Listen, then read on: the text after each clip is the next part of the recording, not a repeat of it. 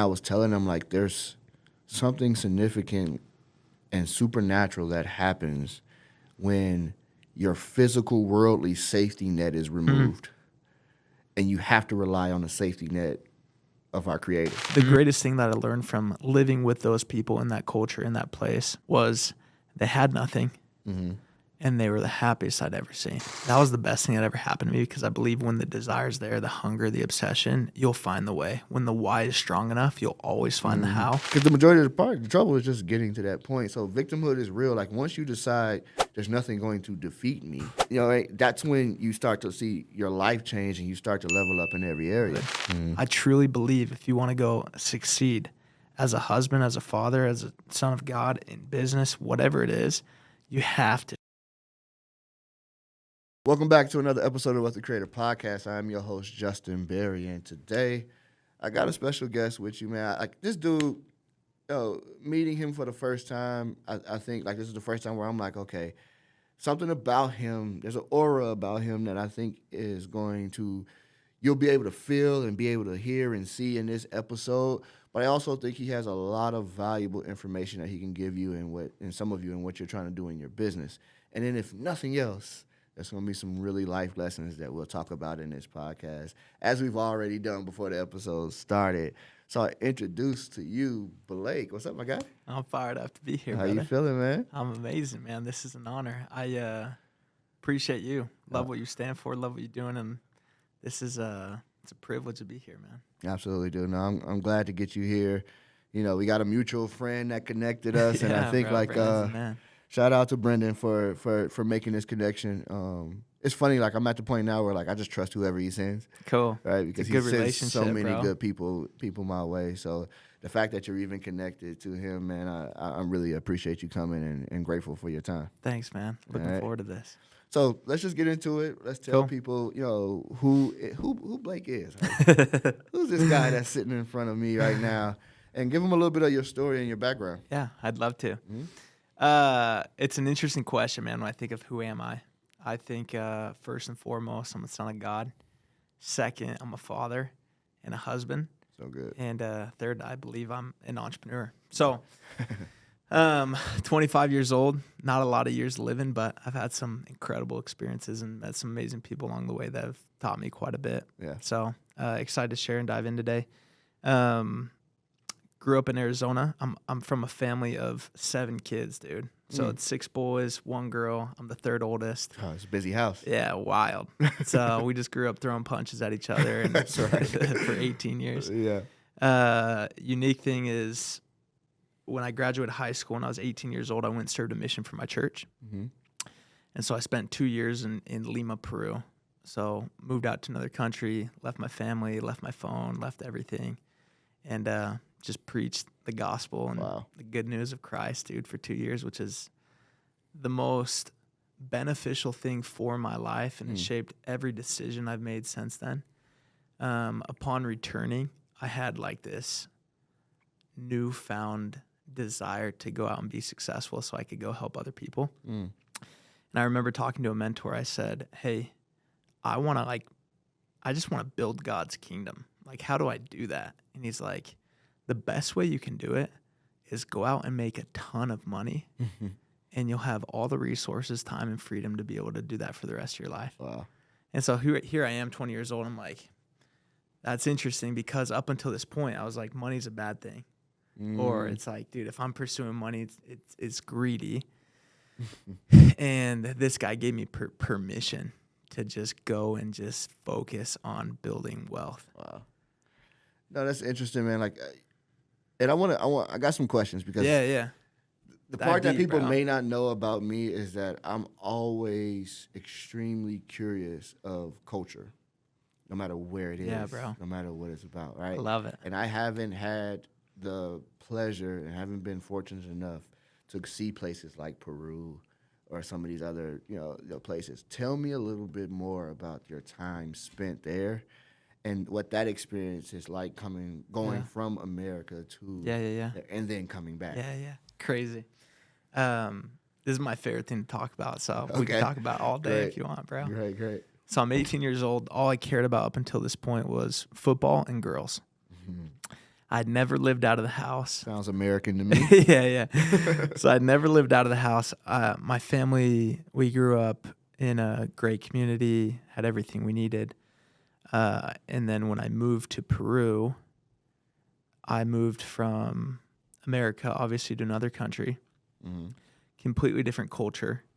I went from a 3-story house to a 300 square foot apartment, to speaking a language I had no idea how to speak, and just around people I'd never met before. And so the shock from one extreme to the other was actually like so, like it shook me. Really? Yeah, dude. Like I was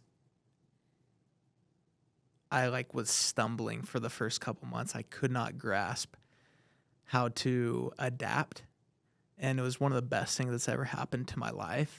But those first couple months, I was alone. I was homesick. I was confused. I didn't know the language. I felt like useless.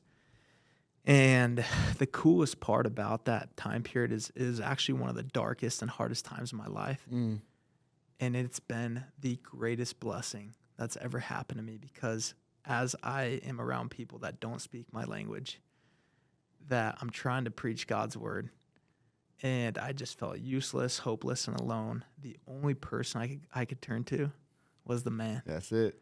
And for 18 years, I'd always had someone to turn to. Right. And so he put me in this amazing situation where it's like, no, you can't turn to anybody else but me. And so I grew this relationship with him that became so sacred and so intimate and so personal that it just forever altered me. Yeah. And just the experiences that I felt and the comfort that was given and the relationship that I formed with him has just carried me in every aspect of my life. And I'm so grateful for it. So that was kind of how the transition was. Yeah, no, dude, like, I had a conversation, too, with someone just recently, and I was telling them, like, because they were asking me about my move from Chicago to Vegas. That's always a question for people. Like, how did you end up? Yeah, You don't have any family, you don't know anybody, right? Like, and I was telling them, like, there's something significant and supernatural that happens when your physical, worldly safety net is removed, and you have to rely on the safety net of our Creator, right, of our God. Like, there's something that happens in that moment, and it's just like you described it, like you lonely, homesick, all these pieces that you are missing from the comfort of home. Yeah. Right? And now that safety net is gone. Like what you leaned on before is no longer available to you. And so the only thing that you can lean on is our God. And so it's like that's why it's so powerful, like, to take those risks and get out there and do different things, because you learn who you really are and what you were made to be in that moment, I feel like. Amen, bro. Yeah, that's where all the growth is, dude. Yeah. That's amazing. No, absolutely. Okay, so you spent 2 years over there. Yeah. You know, you learned something. Now tell me about coming back, and I want to know, like, get deeper into like what that's like after seeing a place and then coming back. Because I know some people are like, dude, I thought I wanted to get out of America, and then I went and I'm back, and I never want to leave again. Yeah. Then you have some people that find a different appreciation for the culture and the people too, right? Where they're like, no, I love those people there. Like right? You know, so there's different. I always hear different stories. What was your experience like? Fell in love with the people. Like, would do anything for them. You know, my love and appreciation for America definitely did increase. Okay. You know, there's certain things that they do over there or don't have over there that are great and super useful to have in the Americas. But overall, the people, the greatest thing that I learned from living with those people in that culture, in that place, was they had nothing, and they were the happiest I'd ever seen. Like, dude, I'm telling you, living off maybe $1,000 a month, I don't know, maybe less. Yeah. And they were content. They had peace. They loved their family. They had their priorities aligned. And there was just so much unity. And then you come back here where resources are so much more significant, and nobody has peace. Nobody has happiness. There's not a lot of alignment. There's not a lot of unity. And it's just an example and a lesson that things don't bring any of that. and the inside is what brings it, not your external world. Your internal world is what produces all of that for you. Yeah. Do you believe it to be true that when you are able to have an experience of those less fortunate in fulfillment and happiness, does that make you see your success and the things that you once viewed as extremely valuable and fulfilling? Is there a difference in how you kind of view that at that point? Because I know for me, like, I remember thinking when I didn't have anything, I was like, I want this, I want that, I want that. Yeah. And then the moment that I actually had a little bit to be able to afford it, I didn't want it. Are you finding that to be true for yourself as Interesting. I think my approach is a little bit unique. I think because I've seen that and experienced it, when I get the things, I just try to remain humble and neutral. And I know, hey, this isn't going to change my life. You know, this is something that it's something that we're adding to it. It's not good or bad. But I do have this side of me as well that's like, dude, I want to have it all. Like, I want the private jet, bro. Like, I want the boat. I want the cars. But I think my intent behind them is a lot different than if I didn't ever experience that. You know what I mean? And I think for me, like, I want it without what you spoke of as being no unity. Yeah. Stepping on someone to get to it. Like, all those things. I don't want it if that has to come with it. And I think that's what, like, I saw valuable. Like, I don't get fulfillment out of beating out someone else from like, I get fulfillment in competition. I get fulfillment in competing to be better. But I'm really competing with myself. I'm not necessarily competing 100%. with everyone else. And so it doesn't feel like I'm, in that manner. So it's like, I want unity and I want that. I want us all to be on the private, right? Like, I flew private for the first time last year with Ryan. Me and Ryan flew to Dallas. And I was sitting there, and it's Bradley and other entrepreneurs and I'm listening to these conversations. And it wasn't until the flight back that I actually took a video for myself and posted about being on the private, and to see people's reactions.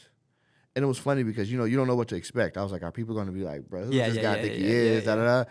But, like, I had friends of mine, old peers that was like, bro, we're proud of you. So cool, and I was bro. like, wow, like, that's what. So cool, right? Dude. And so it made me feel better about, like, exposing some of the things I get to experience, right? Like, we're sitting at Ed Marlette's house filming a podcast, and I'm like, do I tell people I'm here? Like, For sure, you bro. know what I mean? Like, it was that moment. Although I'm doing it for Ryan, and I've done it for other people. For myself, I'm like, how do I navigate through that? So that's awesome to hear you even say that. Like, you want it all, but you also don't want it to come without the intent. Yeah. The people that love you the most, bro, are gonna just absolutely be so excited when you're winning. Yeah. When you post the video in the jet, the people that love you, they're just gonna get so stoked. Yeah. And when you buy the new boat or the car, or you buy that property, or you make that salary bump, whatever it is, I've just learned, man, the ones that really, really love you are the ones that are in your corner and just have never been more excited, bro. And that's something, after seeing that and receiving that, I just want to be that for everybody. And so I just love to see you win, man. No, that's awesome. Appreciate it, man. Yeah, you're welcome. No, thank you. So you get back after your trip, and obviously you view, the country differently, but you have now a hunger for success. Yeah. What's your first step, and how do you find your way? Did you come back knowing what you wanted to do? Was it something that you had to experience to find out what it is that you can achieve that success that you're looking for? How'd you go about it? Great question. So I had a mentor I met in Peru. He retired at 35 and was a serial entrepreneur. Wow. And this was the first time in my life I had met someone that had retired before, like, 65. Yeah. Like, I grew up in a good community, but I never heard of anything like that. For sure. And so it was one of those moments where it just broke my belief system of, like, what the norm is. And so when I heard that guy do it, I was like, that would be sweet. I'm going to do that. Light bulb. Yeah, and so that was a moment that, like, altered me. And so when I came home, I was like, cool, I want to go create as much wealth as possible so that I can go help as many people as possible as soon as possible. So I sat down with my dad and I said, hey, give me the contacts of the 15 most wealthy and successful people you know, and I want to go interview them. Mm-hmm. So for the next 2 weeks, I just sat down day after day after day after day with all these questions, interviewing all these people. And after every one of those interviews, I learned so much, but my desire just kept growing and growing and growing. And you've probably felt this before, but it got to a point where I was like, dude, I will run through a wall to have the success, to do the thing. And that was the best thing that ever happened to me, because I believe when the desire's there, the hunger, the obsession, you'll find the way. When the why is strong enough, you'll always find the how. Mm-hmm. And so for the next year and a half, I was like, cool, I know entrepreneurship's the way to go create a lot of wealth or sales. So I started a couple different businesses. Some went well, some didn't. Got the entrepreneur bug, learned a ton. And then around this time, I had a buddy that just went and sold pest control door to door. Okay. And he made $90,000 in 4 months. And up until that point, that was more money than I'd ever dreamed of. Yeah. And I was like, cool, I want to give this a whirl. Yeah. So I went out and fully committed, burned all my boats. I dropped out of school, quit my job, whole thing. I said, I'm going to go out and just succeed at this, or I'm not coming back. Went out for 4 months, made $118,000 pure commission. And for the first time in my life at 21, I felt what it felt like to have financial freedom. Yeah. And for me, that was, I no longer have to live in scarcity, and I no longer have to have these thoughts of, can I pay for this? Oh, I got to worry about this. I have this bill, that bill. It was just, it cleared my mind of those thoughts, and I was able to operate at such a different level. And when I felt that, I wanted that for everybody. And it's like, dude, when you experience God or Christ in your life, like, dude, I got 10 buddies that need this. Yeah. That's how I felt. That's how you felt. Yep. And so what happened was I went and recruited 40 of my friends to come out and do with me the next year. They came out. They did great. I quadrupled my income. The next year I went out and got 140 of my buddies, and then I quadrupled my income again. And then I've been doing that ever since. And so it's cool because I've been able to learn sales, to management, to recruiting, to now leadership development and scaling. And I've done it all through door-to-door sales, which has been a unique route, but it's been amazing. Yeah. Yeah, man. It's funny when you was like, I'm coming from Utah. I'm like, oh, okay. It totally makes sense now, right? Because we always laugh. Like, I've met so many people from Utah that's like, yeah, this is what I mean. Like, and it's like, is this just the state for sales? Like, is it just everybody I know is either Utah or Arizona is like where they're at. How did you? At what point did you know you were good at selling? I think I was out on the doors, and 3 days in, I made like $2,000 in a day. Once again, bro, the most money I've ever had in my bank account up to this point was like $3,000. Yeah. And so when I made that in a day, I was like, game on. I got you. Let's roll. I'm leaning into it. Yeah. So I think that moment was powerful for me. But I'd also say it wasn't all natural. Like, dude, I read every book, every podcast, every YouTube video that you could listen to make sure that when the opportunity came, I was ready for it.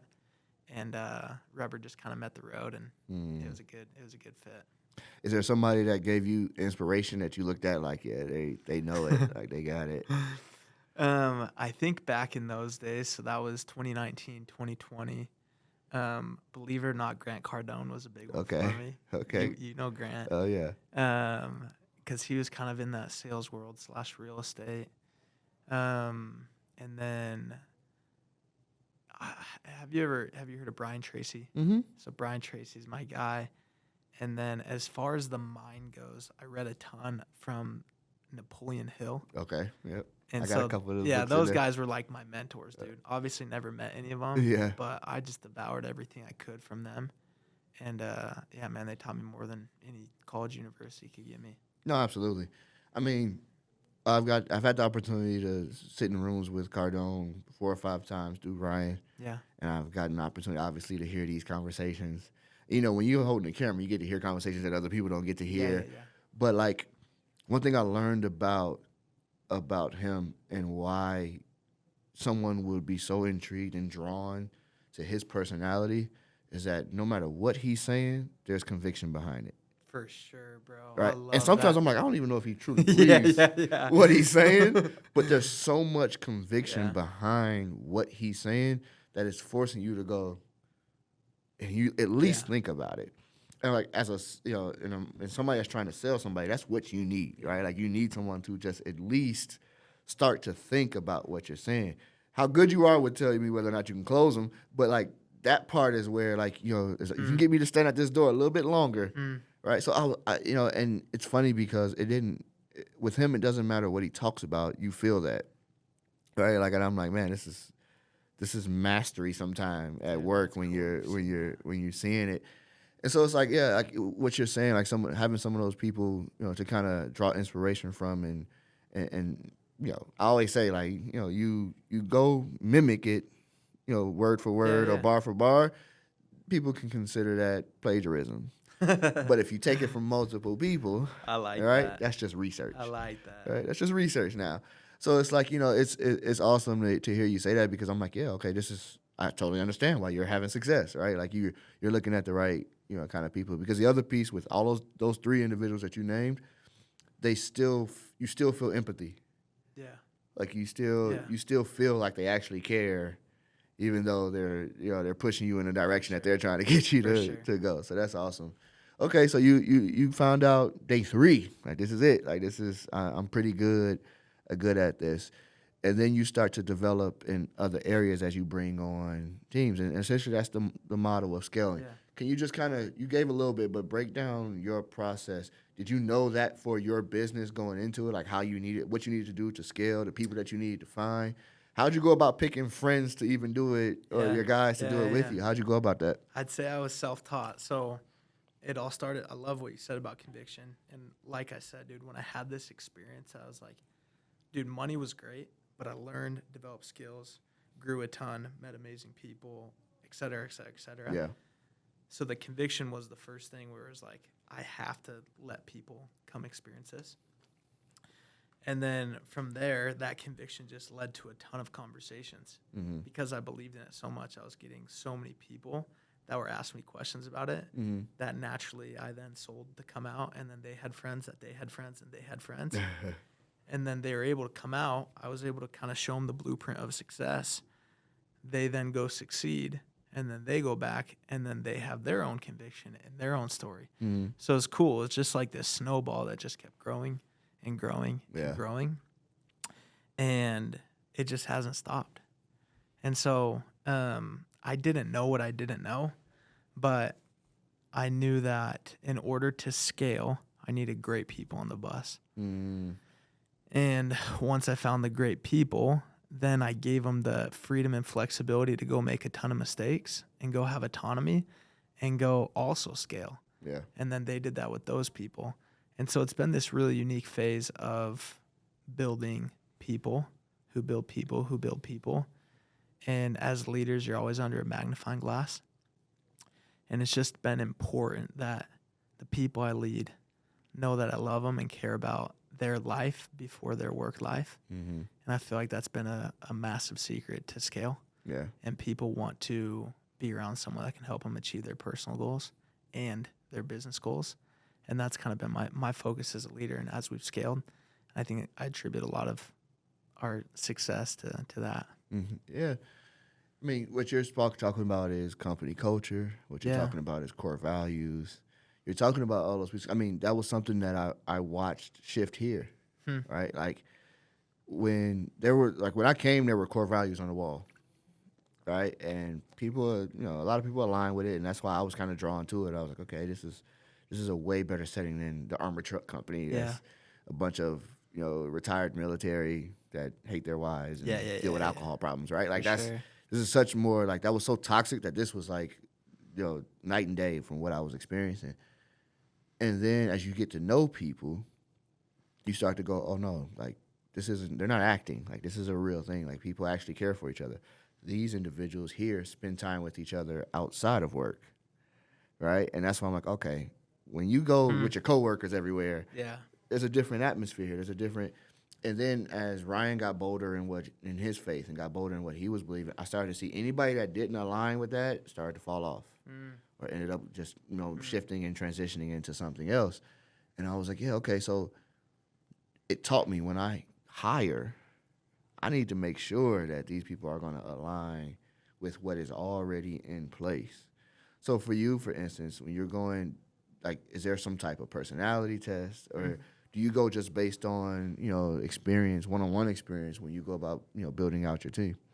I think there's one thing that separates majority from the pack, and it's this thing.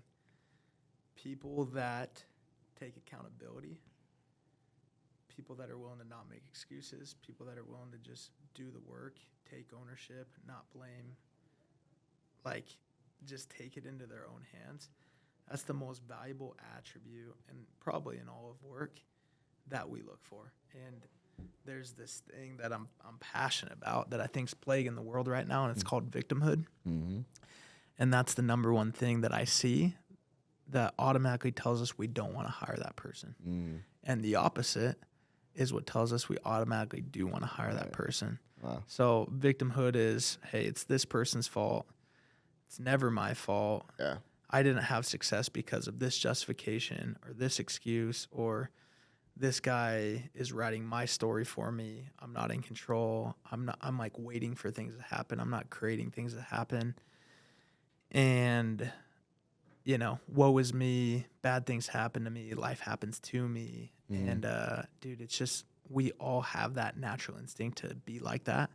But the ones that actually really go succeed realize, like, that's not a way to live a fulfilled and successful life. Yeah. No, I think victimhood's a real thing.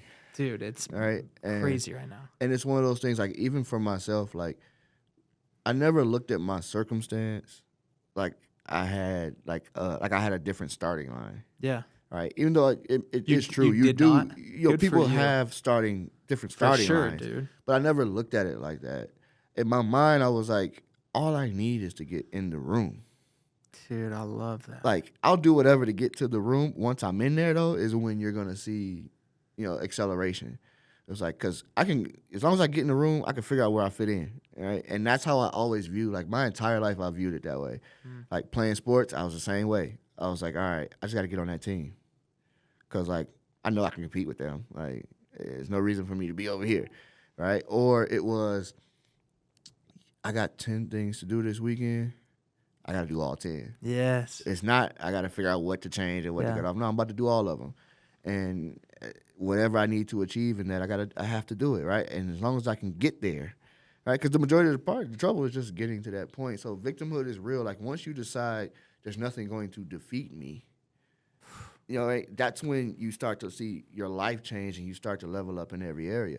But I can't be defeated, right? And I also don't think God put me here to be defeated. So it's like I got an even higher source on my side that's going to move every obstacle out the way anyway. So it's like, that's just how I've always viewed the world. But I've ran into people Shout too out that, to you, bro. No, dude, it's real. And I've ran into people that feel that, though, that feel that way, where, like, it's always, if this wouldn't happen, I could have done this. And I was like, no, you still could have done that. You still can. Yeah, you still can do it, right?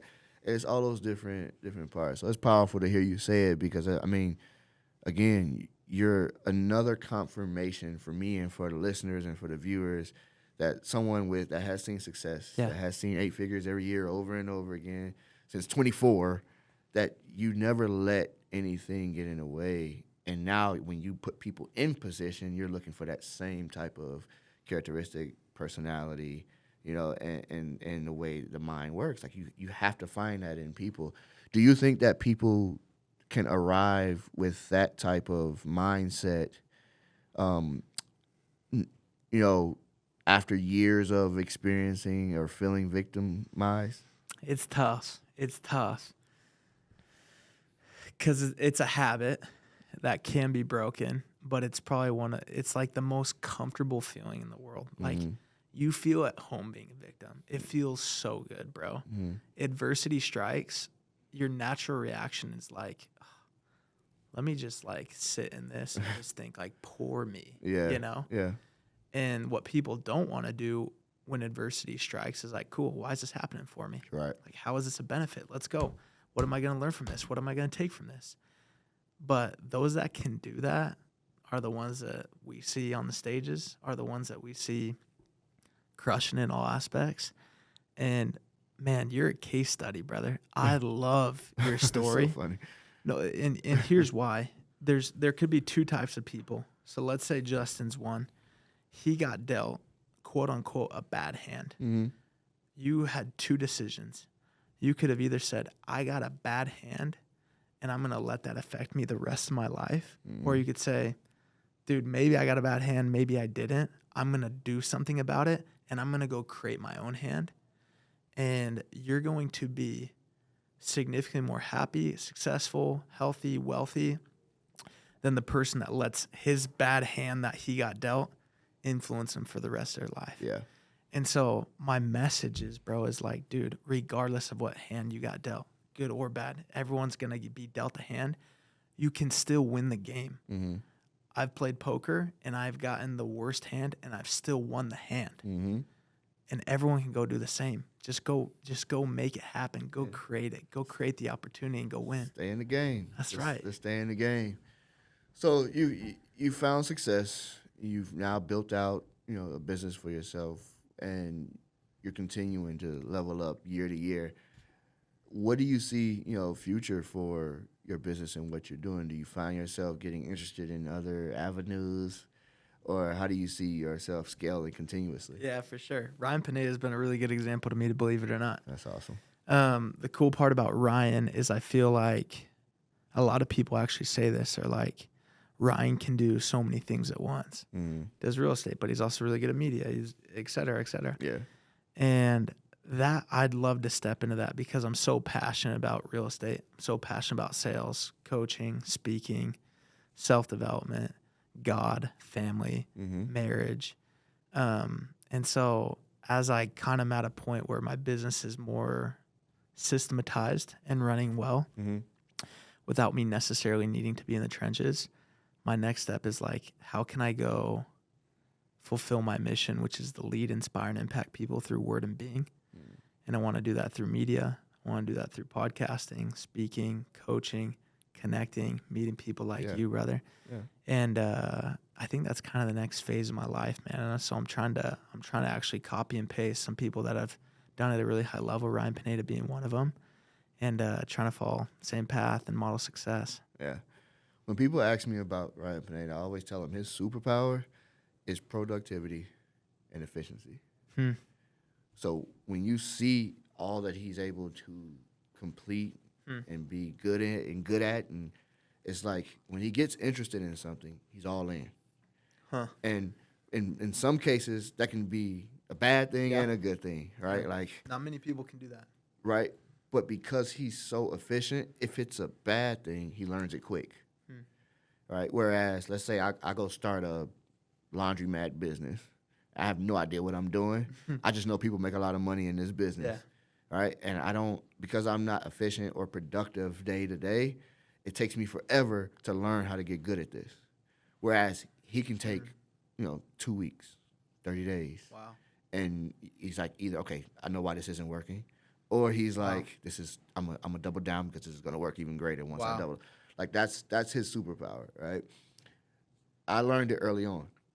When I hired on as an editor. When I became producer and kind of overseeing the team, part of that I had to know his schedule, all right? And so we had to be in way more communication than me just editing videos. And so, we connected our calendars, and I'm getting alerted with everything that goes in there and everything that's. And I looked at how my calendar filled up, but it was all his stuff.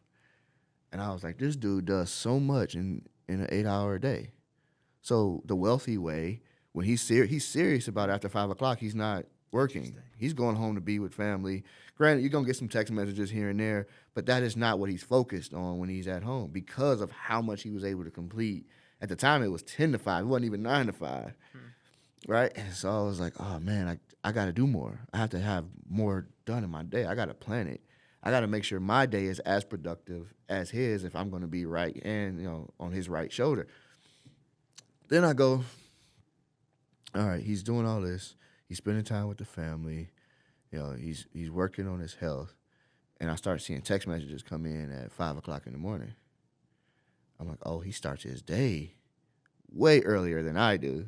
I'm early because I'm 6'7", but for him to already be working out and watched half of the episode of the podcast that he's reviewing, he's been up since 4.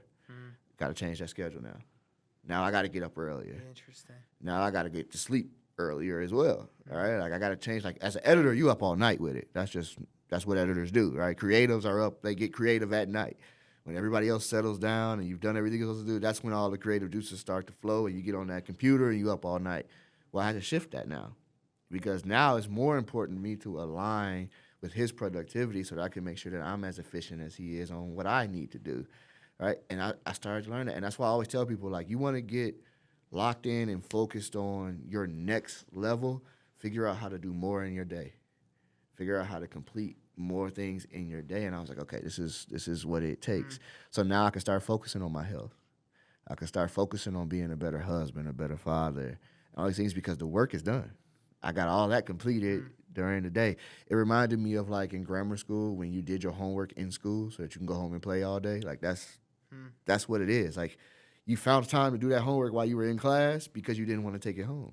Same thing here. I got to do everything that I need to do in this 8 hours day, and so that when I'm at home, I can focus on the real job, the real thing I need to be doing, which is making sure the family is happy.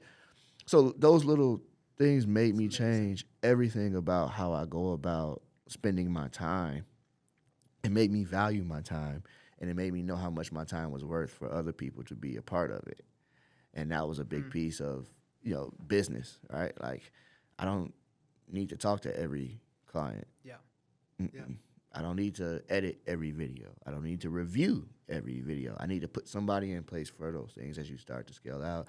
And so business starts to operate at a high level at that point. So it's really awesome, like, to get around somebody that has that ability, because I don't know that I would ever have learned it without seeing it firsthand. It's different when you set your eyes on it. You know what I mean? It's different. Has more impact. Because you could read a bunch of books about mindset and productivity and all. You can read all them books, but when you actually see somebody that's living it and doing it, then you're like, okay, this is next level. I got to get myself together here. So it's pretty cool to see. And I definitely see you making that shift in just the conversation we've had, because especially in media, right? And I say that because, one, you already have experience in sales, which is a big part of media, all right? It's a huge part about it. If you can sell face-to-face, you can probably figure out how to get good at it doing it through media. Ryan was the same way. Ryan was a closer before he ever stepped in front of a camera. Like, he was flipping houses and, he had to buy it. So he knew what he was doing when it comes to that. When he got on camera, he just kept improving his communication and how he came across on video to get better. So I can definitely see you doing that. But you've already started, or I don't know if you've announced, developing into an author. Yeah, that's right. Right? That's so right. your media is you're going that route of publishing is this your first one, right? Your first book. Tell us a little bit about the first book, Becoming Victimless. Yeah, man. So the intention behind it is get the brand out there, have a product that can give me some credibility. But more than anything, I'm just passionate about what we've talked about as far as victimhood. I truly believe if you want to go succeed as a husband, as a father, as a son of God, in business, whatever it is, you have to strip yourself of victimhood. You have to. The greatest thing that will hold you back is these thoughts and feelings and actions of victimhood that you take. And no one wants to be around that. And so I'm just passionate, and I've seen 600 sales reps in the last 4 or 5 years that I've worked with have that mentality, and a lot of them not have that mentality. And I just see how it impacts them in their personal life and also in their business life. And I'm just on a mission to help people recognize what it is and hopefully strip themselves of it little by little. Yeah. So at the end of this book, after I finish it, what are you hoping that I do next? What would be the next step you hoping an individual takes after reading your book? Yeah, I think a lot of it's in the recognition of like, man, I think this way. I say some of that stuff. I complain. I make these excuses. I blame that person and like do this inner audit. And I hope a lot of them can just come to the recognition of the victimhood that they have in their life and then commit to the ways to be victimless, which is recognizing, hey, you're the author of your own story. Everything in life is your fault. Everything that happens to you, your successes are your fault. Your failures are your fault. Life happens always for you and never to you. So when adversity, trials, struggles hit, guess what? Somehow, some way, it is happening for you and not to you. That's good. And just things like that. And if they can adopt those mentalities, that mindset, and just start speaking language that align with that, they're going to start to see their whole world shift. So it's the recognition and then identifying it and changing it within their thoughts and their language that I think can make a massive shift in their life. Oh, absolutely. Absolutely. I'm excited for it. Thanks, bro. I can't wait. Excited to send you a copy, dude. Oh, absolutely, dude. I can't wait to check it out.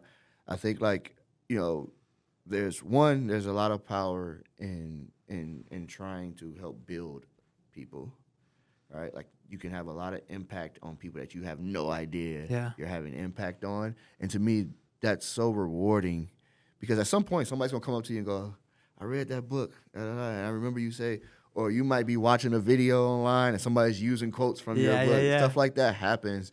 And so I think there's so much power in when you are writing a book and putting it out for the world to see. Because there's a lot of journal writer. There's people that do all that writing and they keep it to themselves. And it's like, no, let the world see what you're talking about. Let the world know what's in your mind. So I'm glad you're releasing it. I'm glad you're letting people see what you're passionate about as well. But yeah, I'm wondering, as an author, right, the type of rooms that you're gonna find yourself in. When it comes to media, do you see yourself having multiple books? Or do you see yourself more of in the social media realm of media, or do you see yourself authoring a bunch of books and being on stages?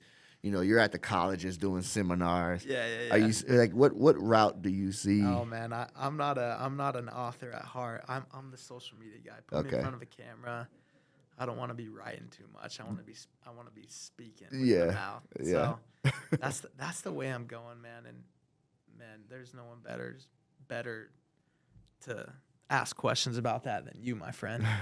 But it's kind of beginning stages for me, and it's been fun learning a lot how social works, the algorithm, what hooks to use, like what videos go well, what they don't. And it's been newer stages for me, but it's been a thrill. No, that's awesome. And I think my biggest piece of advice, for anybody that's like just starting or like really trying to get themselves out there, especially on the social media, is just to remember that for every follower and every view, there's a soul behind it. If you can remember, keep your eyes on that, because a lot of people get lost once they start seeing numbers and they start seeing other people around them having some success and or it's not going as fast or it's going so fast that they can't keep up. If you just remember that for every number, there's a soul, you will develop a passion for just the people that are intaking what you're giving, right? And in that, you'll see that your messaging, your display, all of that will be so much more impactful because you're actually serving who it is that's watching it. I think that should be everybody's intention early on, right? Like my intention is never to go viral every video. My intention is hoping that from whatever segment that you see, whether you stay for a full-length podcast or see a short on Instagram, whatever it is, I'm hoping that you receive something major that touches your soul and has impact on what it is that you're trying to do. And so if you keep that in mind, I know you'll go really far with what you're doing. Your mission is already there. Like you know what you're trying to do in people's lives. Now it's just about making sure that it gets out to the masses. It's never too late, right? Like I know like you're starting and you're like, I don't know, should I? Yeah. No, it's never too late. There's billions of people on these platforms. And so you just got to get out and get after it. And so it'd be awesome to Amazing see your growth, advice, for sure. bro. I appreciate that. Absolutely. You also have the recruiting school, That's right. right? So over the last 4 years, what my skill has been most defined as is a recruiter. And it's essentially selling people into this opportunity to come out and do door-to-door sales. Okay. And I've probably had over 10,000 reps at doing it. Oh, wow. And over the years, I've just developed processes and things that work, things that don't work, common mistakes that people make that they shouldn't make, certain ways to just really have the most productive conversations and the best sales process possible. Mm-hmm. So that's a course that I have, just teaching that, and more just to give back on my years of experience of doing it, and hopefully help people that are once in a position that I once was. No, that's awesome. That's awesome. How long have you had that? Has that been? It's super new. So dropped it probably 3 months ago. Oh, wow. So fairly recent. Haven't marketed a ton. Yeah. And yeah, man. We're gonna work on that. Yeah, we're gonna work on marketing. No. I need this guy in my life, man. No, that's awesome. I think too, like, it's funny. We saw a decline in like courses and educational like content in the last year or so. But I think the reason for that is, one, it got oversaturated with For sure. with things that weren't valuable, where people were creating just to sell it, and Without having the knowledge. they didn't really care whether or not it actually worked. Some people that had never done it were selling it as a course. Yeah. And so what happens is, once the masses start to see that, individuals kind of get turned off whenever it's offered. And so we saw that happen. Like people are like, I don't know, like, you know, flipping houses, one, it's not even the best time to flip right now. And I'm not sure that I'm actually learning in this community. But what I also learned is that if the recruiting school is just a course, it may not be as impactful as the recruiting school of the community. Mm. And so I'm like, yes, if you actually build community. So the individuals that just bought the course, yeah, you probably didn't actually go apply anything that you learned. In fact, a large portion of people that buy the course don't ever take it. Mm. But the individuals that decide to get in community and learn from other individuals that are already doing it, as well as get the education from the course or the school, they start to actually see, you know, these are people turning into seven-figure earners right away, right? And that's why I'm like, okay, how do you invite people into a community promising things as long as they take action? Right. It's tough. That's hard to do, right? Because it still depends on whether or not the individual takes action. And so I said to myself, stop worrying about whether the person takes action and do everything you can to encourage them to do it. And I was like, okay, all right, now for every individual that comes into the community, I'm going to know their personal story. Wow. All right, I don't care how many come in. I may not even remember it all the time, but I'm going to put a face to what you're doing. Wow. So she'll probably hear this. There's a young lady, Coach Mel is her name, that's in Wealthy Creator. She just joined this week. And she joined after January's event. She didn't join at the January event, but she thought about it then. And me and her had a conversation then. And I hadn't heard from her. I hadn't seen her. I hadn't seen content from her. I had done nothing else from her since January. So when she hopped on the stream, I'm like, I recognize her face, but I don't know where I know her from.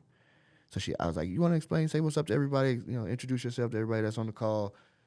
She started to talk about it, and I go, oh yeah, you're also in the other program, friend of ours. And I immediately clicked, and I was like, okay, if I can figure out how to help her today, I know she joined the community and helped somebody else in the community, and she'll stay, and she'll tell a friend about it.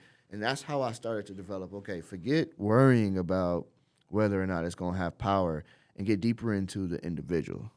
It's what I'm telling everybody about content. I have to also apply to the coursework, to the schools, to the education programs and things like that. And so I'm hoping to also encourage other creators that have programs and things like that to do the same thing. Like, let's stop worrying about the new people that we can draw in and focus back on the people that are here, because that's going to get people in anyway.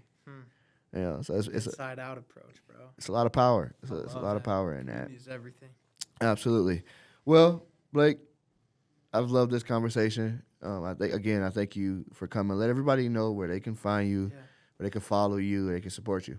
Love chatting with you too, brother. Absolutely. Follow me. Best place to follow me is Instagram. It's the Blake Erickson, ERICKSON. Have a podcast on YouTube called Modern Day Heroes. And I have a link tree in my Instagram bio that the book will release through. And then I have a morning planner if anybody could find that a benefit as well. So look me up, DM me. I want to serve. I want to help. Yeah, y'all show them some support. The first thing we're going to do after this call is talk about getting rid of that link tree. But we're gonna get Blake right, man. No, I really appreciate you again, bro. Like, I'm joking, but I really appreciate you. You're awesome. And again, you guys be sure to tap in. We're gonna put all his links down in the description so you can find them there. If you're interested in anything that we talked about, whether it be Wealthy Creator, WealthCon, or anything, webinars or workshops that we have going on, be sure to hit those links down there. You'll see wealthycreator.com/Justin. You can find it all there. And support us, man. Like, we really appreciate our community and the individuals that are here and taking in all of our information. So until next time, I see you all. Peace.